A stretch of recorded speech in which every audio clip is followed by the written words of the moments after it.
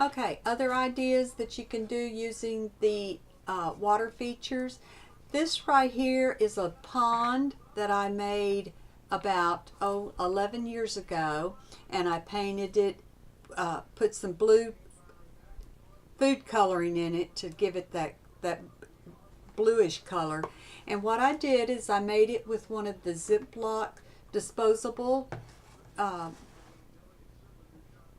bowls, and I poured my plaster of Paris on in the bottom. Once that's set up, I put my rocks around the edge, and then I sprinkled a little bit in the bottom area, and then I simply made up my Envirotech and put some blue food coloring in it and poured it directly into it. As you can see, it still has its nice shiny coat to it. It has not discolored. It has remained blue, and it's always in one of my villages. Another thing that you can do is that in North Pole, I have this water scene. Now this is real simple to do. I used a cookie sheet. On the bottom portion, I poured in a box of the bird seed sand that you can, and gravel that you can purchase at any Walmart or pet supply house, because it came with the little pieces of black gravel in it, and it looks really good. On the outside, I put my pebbles and my rocks, and then also before I did anything, I laid a layer of plastic wrap on the bottom. Just coated the cookie sheet with plastic wrap. Then you pour in your sand. Then I roughed it up a little bit so it would be bumpy. Then I poured on placed my rocks, and then I mixed up some Envirotech and poured on it. And then all you have to do is, for this purpose, I hot glued my flamingos and some of my items to it, so I can move it around and show everybody. But it came out crystal clear. It soaked into the sand, and it was just real easy to do. And then you can place your ducks and everything around that.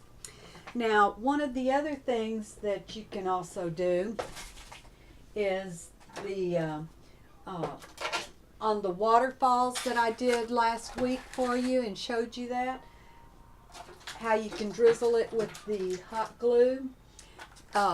This is the waterfall that you keep seeing repeated, and all it was just hot glue that I drizzled down and made the waterfall.